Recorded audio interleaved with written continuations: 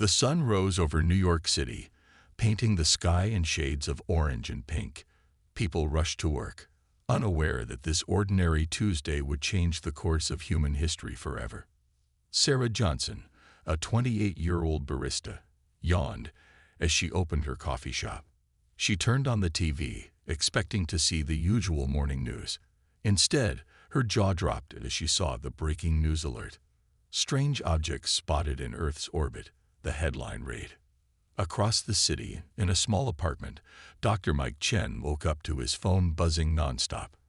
The astrophysicist rubbed his eyes and answered the call from his colleague at NASA. "Mike, you need to see this," the voice on the other end said urgently. Dr. Chen rushed to his computer and opened the live feed from the International Space Station. His eyes widened as he saw what looked like massive ships, unlike anything humans had ever built, appear seemingly out of nowhere. Meanwhile, in Washington, D.C., President Emily Rodriguez was abruptly woken by her security team. She quickly dressed and was escorted to the Situation Room, where military leaders and scientists were already gathering. "Madam President, we have a situation," General Thompson said, his voice grave. "Multiple unidentified objects have entered Earth's orbit. They're not responding to any of our attempts to communicate." As the day progressed, panic began to spread across the globe. Social media exploded with theories and speculations. Some people rushed to stockpile supplies, while others gathered in churches, mosques, and temples to pray. In London, Ben Watson, a local news reporter, found himself in the middle of a growing crowd at Trafalgar Square. People were pointing at the sky, where strange lights could be seen even in broad daylight. "It's the end of the world," someone in the crowd shouted. "No, it's first contact," another voice countered excitedly. Ben pulled out his camera and started recording. "This is Ben Watson, reporting live from Trafalgar Square, where hundreds have gathered to witness what appears to be." His voice trailed off as a deafening sound filled the air. The crowd fell silent. All eyes turned towards the sky. Back in New York, Sarah watched the scene unfold on her TV. The coffee shop was empty. Everyone had rushed home, or to be with loved ones. She couldn't believe what she was seeing. Suddenly, the TV signal cut out. Sarah's heart raced as she fumbled with her phone, trying to get any information she could. In the White House Situation Room, President Rodriguez and her team watched in awe as a holographic message appeared before them. A figure, humanoid but clearly alien, materialized. "People of Earth," the figure spoke in perfect English, its voice echoing in rooms and devices across the planet. "We are the Galactic Empire. Your planet has been chosen for integration into our realm. Resistance is futile. You have 24 hours to surrender or face the consequences." The message ended, leaving the world in shocked silence. Dr. Chen, still in his pajamas, sat back in his chair, his mind racing. "This can't be happening," he muttered to himself.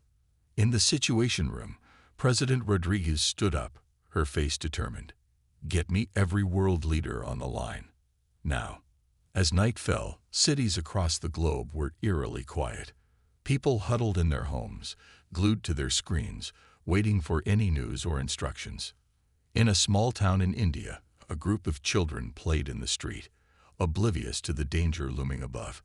Their parents watched from windows, torn between wanting to protect their innocence and the need to prepare them for what might come.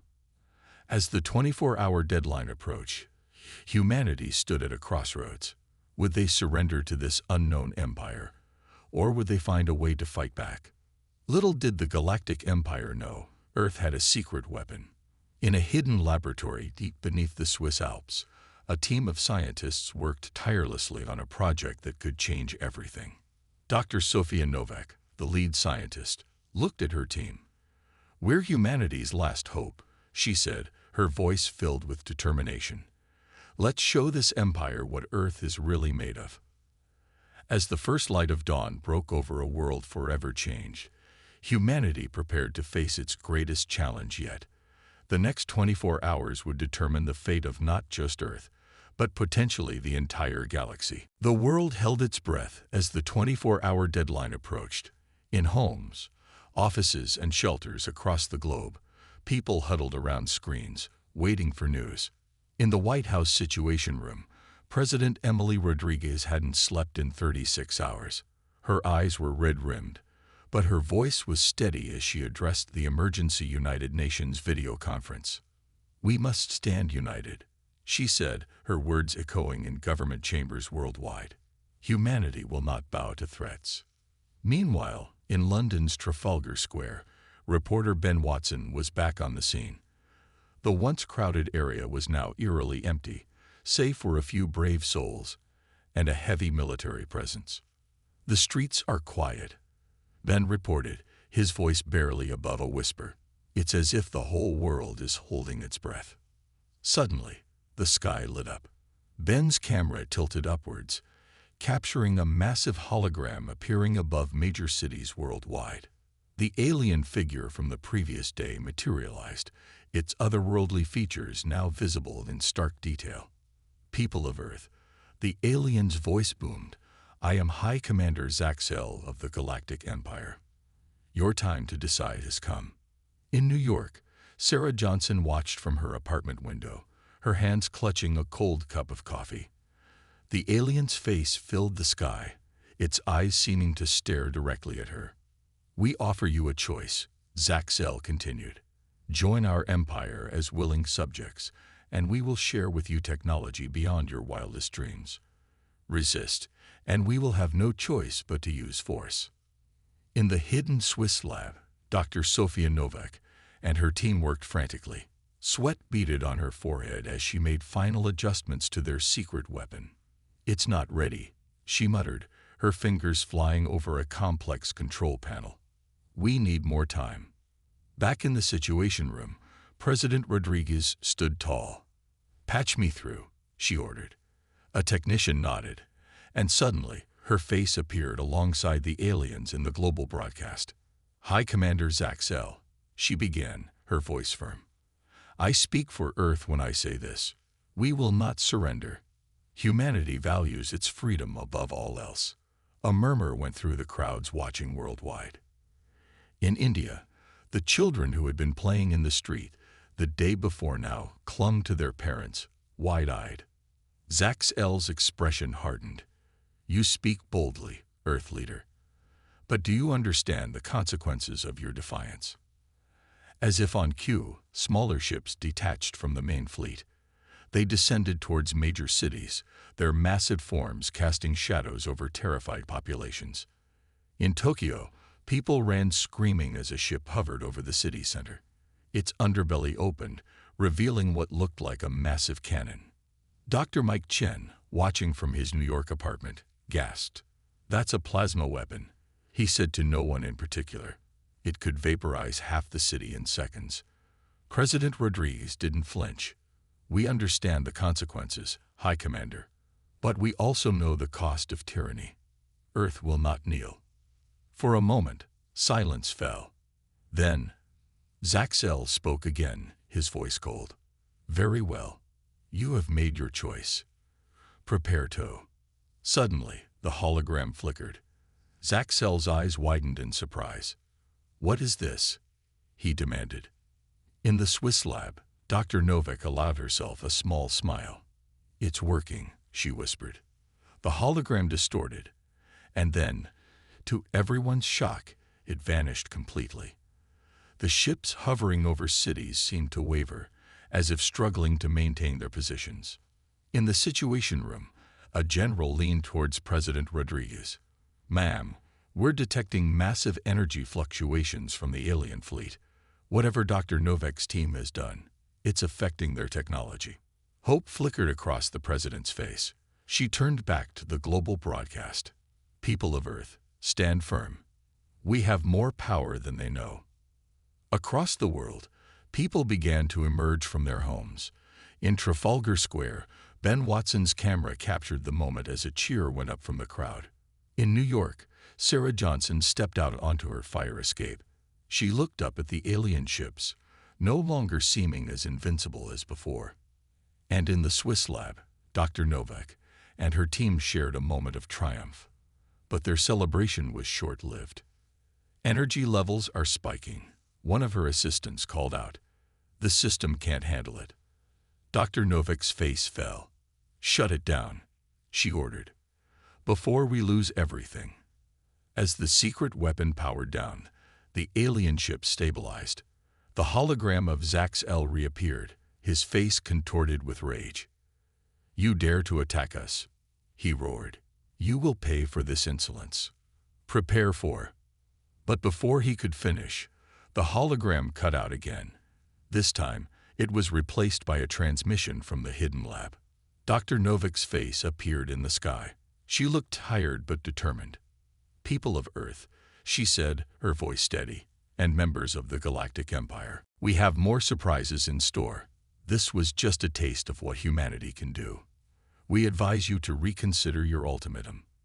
As her words faded, the world held its breath once again. The battle for Earth's future had only just begun. The world buzzed with a mixture of fear and hope. Dr. Sofia Novak's face had been seen by billions, and her words echoed in every language across the globe. But what exactly was this secret weapon? In the hidden Swiss lab, alarms blared as smoke filled the air.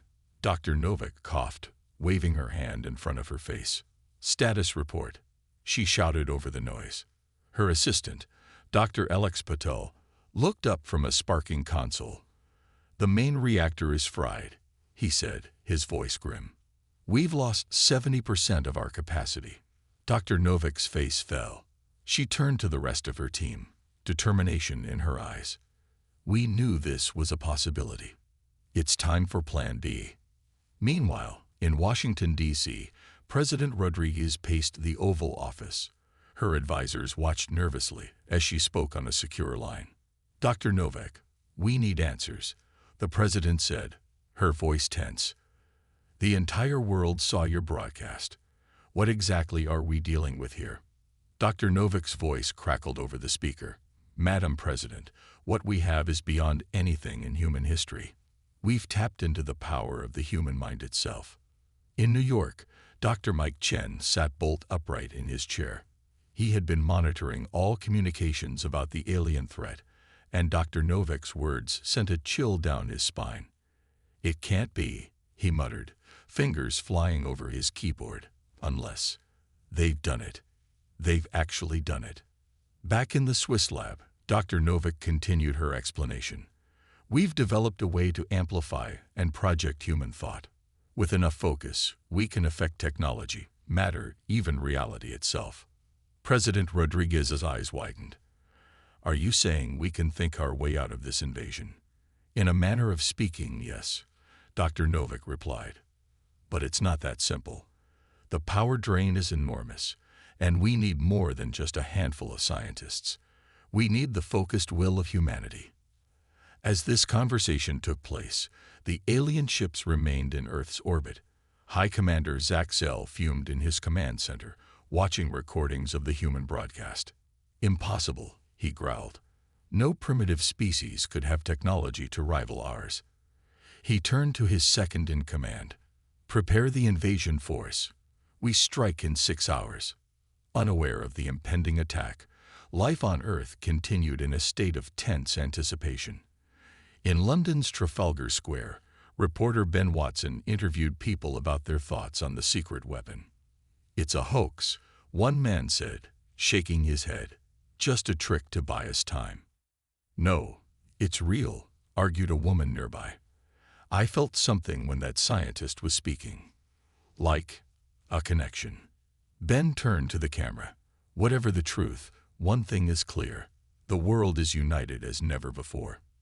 In the streets of Tokyo, monks from a local temple led a group in meditation. "Focus your thoughts on peace," the lead monk instructed. "Visualize our planet safe and whole." Similar scenes played out across the globe. In Rio de Janeiro, a massive crowd gathered on Copacabana Beach, holding hands and focusing their thoughts. In Cape Town, school children sat in circles, their young faces scrunched in concentration. Back in the Swiss lab, Dr. Novak and her team worked frantically to repair their equipment. Suddenly, one of the monitors began to beep rapidly. Dr. Novak called out a young scientist. "You need to see this." On the screen, a map of the world lit up with thousands of tiny points of light. Each one pulsed in sync, creating a web of energy that spanned the globe. Dr. Novak's eyes widened. "It's working," she whispered. "Humanity is coming together." In that moment, on the alien command ship, alarms began to blare. High Commander Zaxel rushed to the control room. "Report," he barked. His technician looked up, fear in his alien eyes. "Sir, we're detecting an energy surge from the planet. It's like nothing we've ever seen before." Zaxel stared at the view screen, watching as a shimmering field of energy began to envelop the Earth. "Impossible," he muttered. Back on Earth, people began to feel a strange sensation. In New York, Sarah Johnson stepped out onto her fire escape, coffee forgotten in her hand. She felt a tingling in her mind, a sense of connection to something greater. Dr. Mike Chen, still at his computer, gasped as he felt the same sensation. "We're all linked," he realized. "Every human on Earth." In the Oval Office, President Rodriguez stood up straight, feeling the power flow through her. She turned to her advisors, a smile on her face. "Get me on worldwide broadcast," she said. "It's time to show the Galactic Empire what humanity can really do." As the president prepared to address the world, Dr. Novak and her team in Switzerland readied their repaired equipment. The true test of Earth's secret weapon was about to begin. As the world united in an unprecedented display of mental power, President Emily Rodriguez stood before the cameras in the Oval Office. Her face, broadcast to billions across the globe and beamed into space, showed a mixture of determination and hope. "People of Earth and members of the Galactic Empire," she began, her voice steady.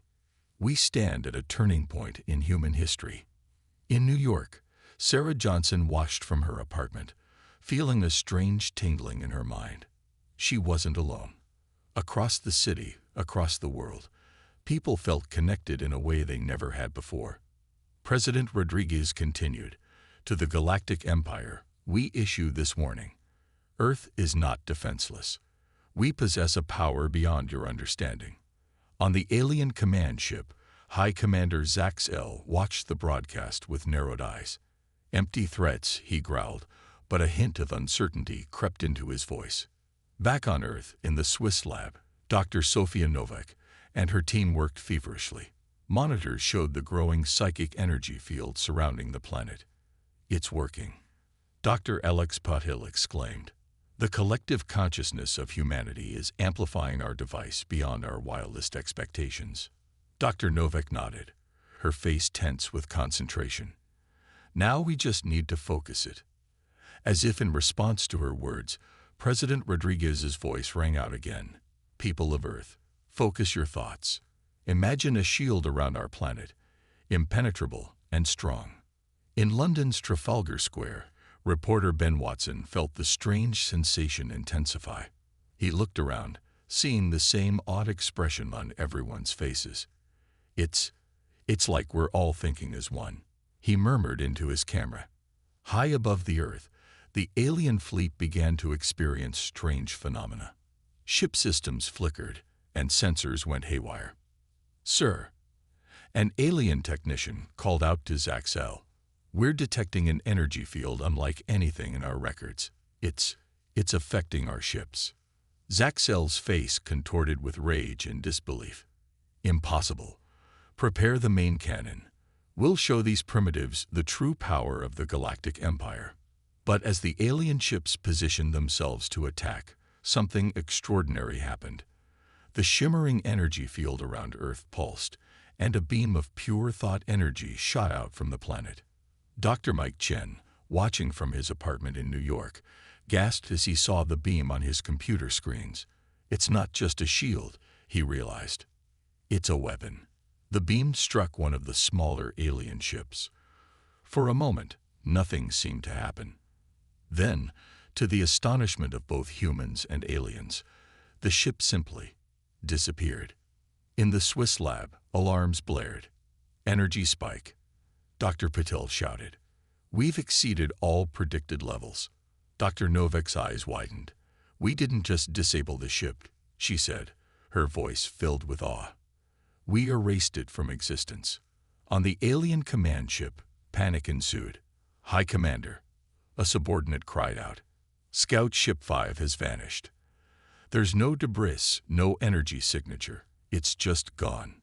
For the first time, fear showed clearly on Zaxel's face. He turned to the view screen, where President Rodriguez's face still showed, resolute and unwavering.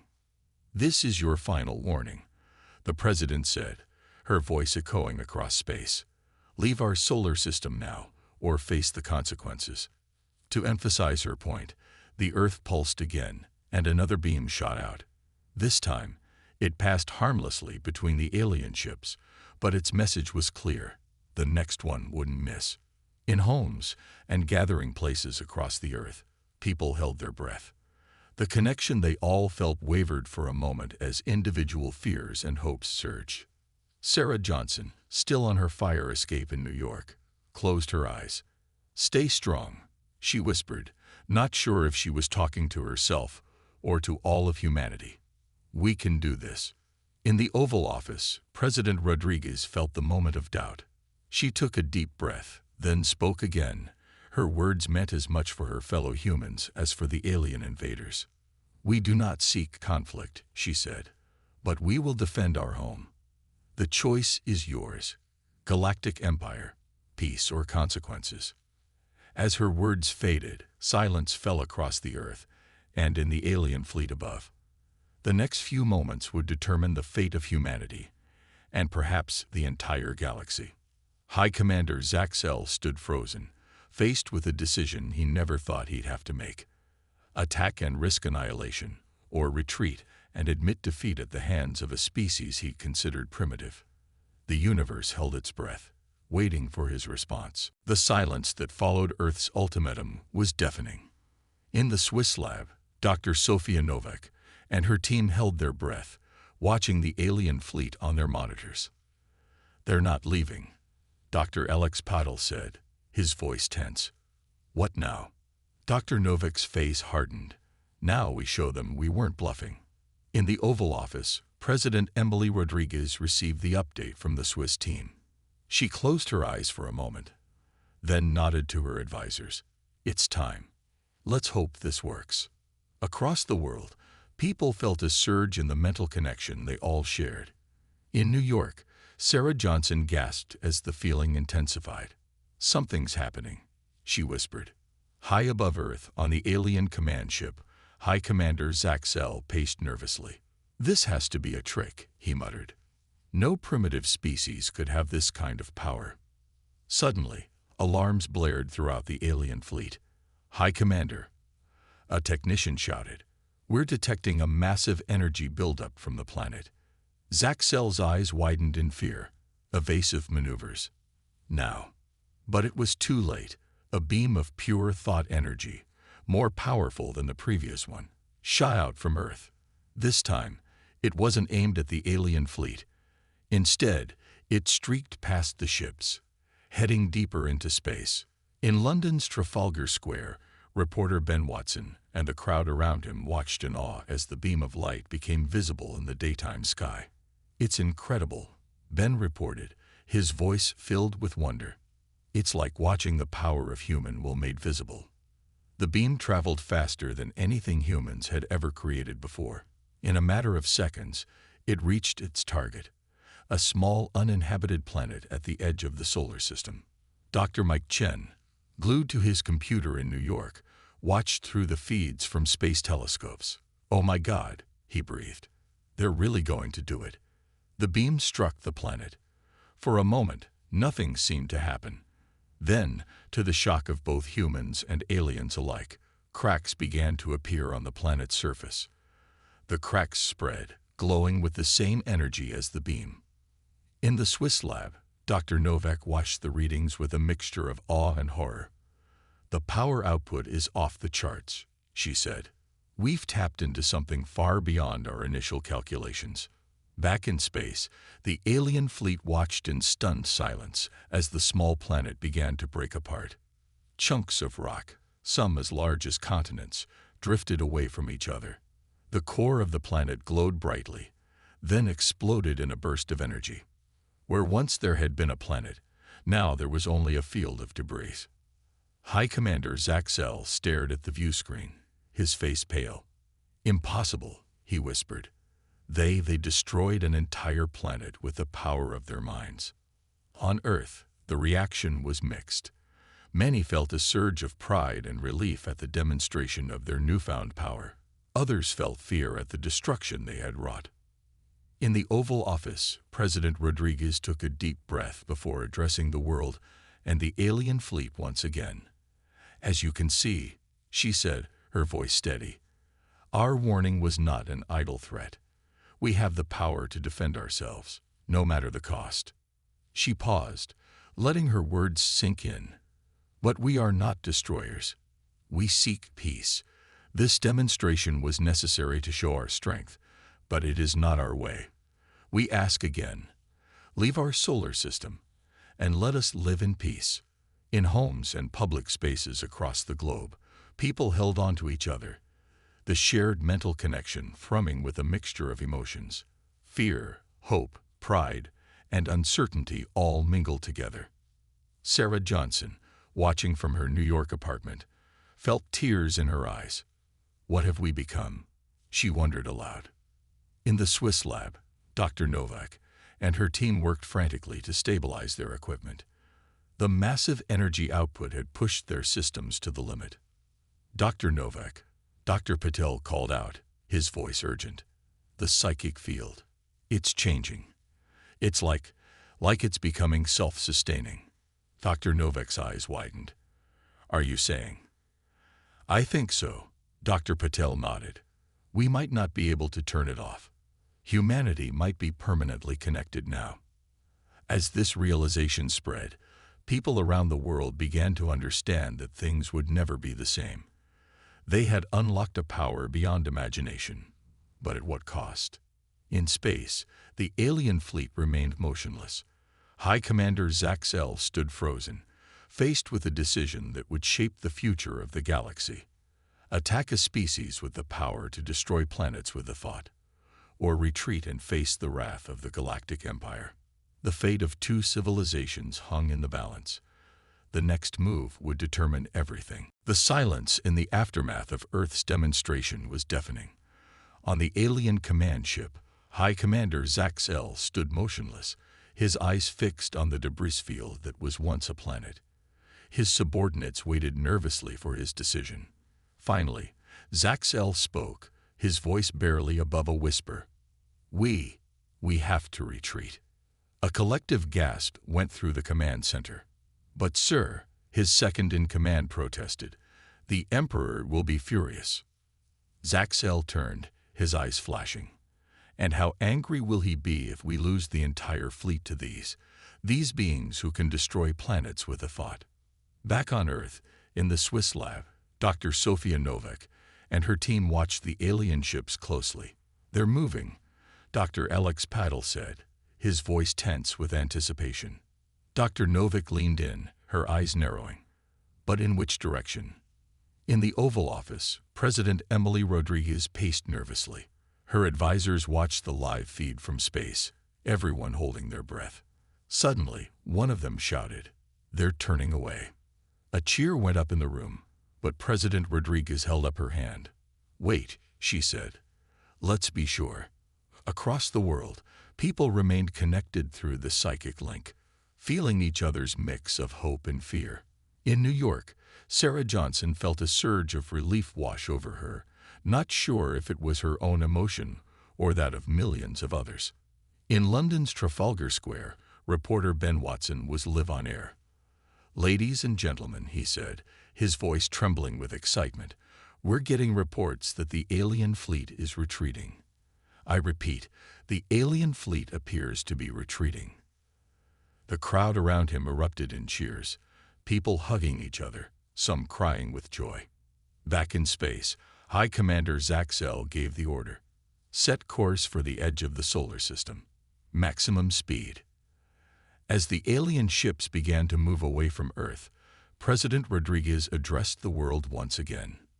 "People of Earth," she began, her voice filled with emotion, "it appears our demonstration has had the desired effect. The alien fleet is retreating." A wave of jubilation swept across the planet. People poured into the streets, celebrating their unexpected victory. But in the Swiss lab, Dr. Novak's face remained serious. "Dr. Patel," she said, "what's the status of the psychic field?" Dr. Patel checked the readings, his face pale. It's still growing, Dr. Novak. I don't think we can stop it." In New York, Dr. Mike Chen felt a sudden shift in the psychic connection. "It's getting stronger," he muttered to himself. He rushed to his computer, fingers flying over the keyboard as he tried to analyze the phenomenon. As the alien fleet retreated, something unexpected happened. The psychic field surrounding Earth began to expand, reaching out into space.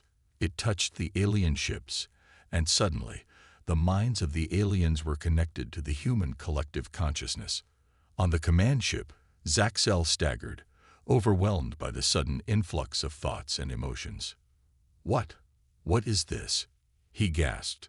His crew members were equally affected, some falling to their knees, others staring in wonder as they experienced human thoughts and feelings for the first time. Back on Earth, people were shocked to suddenly feel alien minds joining their psychic network. In the Oval Office, President Rodriguez clutched her head. "My God," she whispered, "we can feel them, understand them." In the Swiss lab, alarms blared as the equipment registered the massive expansion of the psychic field. "Dr. Novak," Dr. Patel shouted over the noise. "The field, it's encompassing the entire alien fleet." Dr. Novak's eyes widened in realization. "We've created more than a weapon," she said. "We've created a bridge between species." As the psychic connection strengthened, humans and aliens alike began to understand each other on a fundamental level. Fear gave way to curiosity, then to empathy. In space, Zaxel made a decision that would change the course of galactic history. He opened a communication channel to Earth. "People of Earth," he said, his voice shaking, We didn't understand. We couldn't have imagined. Please, can we talk?" President Rodriguez, feeling the sincerity in Zaxel's thoughts, nodded to her advisors. "Open a channel," she said. Then, addressing the alien commander, she spoke. "Yes, High Commander, let's talk." As the leaders of Earth and the Galactic Empire began their dialogue, a new era dawned for both civilizations. The retreat of the Imperial fleet marked not just the end of a potential war, but the beginning of an unprecedented galactic understanding. Humanity had not only defended itself, but had also opened a door to the stars in a way no one could have predicted. The future, once uncertain, now held infinite possibilities. 1 year had passed since the day Earth faced the Galactic Empire. The planet had changed in ways no one could have imagined. The psychic link that once connected only humans now stretched across the galaxy, linking Earth with countless alien civilizations. In New York City, Sarah Johnson walked down a street that looked both familiar and strange. Holographic signs flickered in alien languages alongside English. A group of tourists from a distant planet admired the Empire State Building, their tentacles waving in excitement. Sarah smiled, feeling their joy through the psychic link. She headed to her new job at the Interstellar Cultural Exchange Center, a place that didn't exist just a year ago.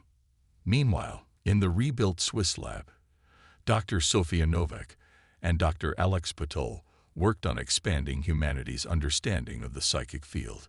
Alien scientists from across the galaxy had joined their team, each bringing unique insights.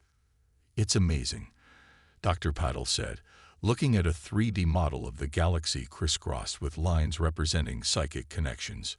"We've connected more civilizations in 1 year than the Galactic Empire did in 1,000. Dr. Novak nodded, her eyes sparkling with excitement. "And we're just getting started."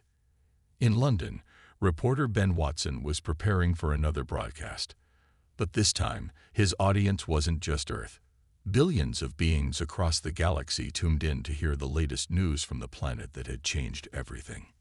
"Good evening, citizens of the galaxy," Ben began, his voice translated instantly into thousands of languages. "Today marks 1 year since the Great Connection. And what a year it's been." As Ben reported on the latest developments, the camera panned to show a truly international, no, intergalactic, crowd in Trafalgar Square. Humans mingled with aliens of all shapes and sizes, sharing thoughts and emotions freely. High above Earth, on a space station that served as the new center of galactic diplomacy, President Emily Rodriguez met with High Commander Zaxel. But Zaxel was no longer a military leader. He had become the ambassador of the former Galactic Empire, now transformed into a cooperative alliance of worlds. "Who would have thought," Zaxel said, his thoughts tinged with amusement, "that our attempt to conquer your world would lead to this?" He gestured at the view of Earth below, surrounded by ships from 100 different worlds. President Rodriguez smiled. "The universe works in mysterious ways, Ambassador, but I'm glad it brought us together." Their conversation was interrupted by Dr. Mike Chen, who had become Earth's leading expert on interspecies communication. "Madam President, Ambassador," he said excitedly, "we've made contact with a new civilization in the Andromeda Galaxy." The news spread quickly through the psychic network. Across Earth and beyond, beings of all kinds felt the ripple of excitement. A new civilization to welcome, new minds to connect with, new knowledge to share. Back in New York, Sarah felt the buzz of anticipation as she led a group of alien visitors through the city. "And this," she said, pointing to a modest building, "is where it all began. The coffee shop where I was working when the Galactic Empire first appeared." The aliens sent waves of awe and appreciation through the psychic link. Sarah smiled, remembering how scared she had been that day. Now she couldn't imagine life without the connection she felt to the galaxy. As night fell on Earth, the planet glowed with the light of 1,000,000 stories being shared across the stars. In homes and gathering places, humans and aliens alike connected, learning from each other, growing together. Dr. Novak stood at the window of her lab, looking up at the starry sky. "We did it," she whispered. "We turned a weapon into a bridge." Beside her, Dr. Patel nodded. "And who knows where that bridge will lead us next?" In the Oval Office, President Rodriguez finished another long day of galactic diplomacy. As she prepared to leave, she paused at the window, feeling the weight of history on her shoulders. 1 year ago, she mused, "We were afraid of being conquered. Now we're helping to rebuild a galaxy." She chuckled softly. Humanity, indeed. As Earth rotated into another night, its psychic glow pulsed gently, a beacon of unity in the vast expanse of space. The planet that had once been a target for conquest had become the heart of a new galactic order, one built on understanding, cooperation, and the infinite potential of connected minds. The story of humanity's rise was far from over. In fact, it had only just begun. As the people of Earth looked to the stars, they knew that the greatest adventures still lay ahead, waiting to be discovered in the endless frontier of the united galactic mind.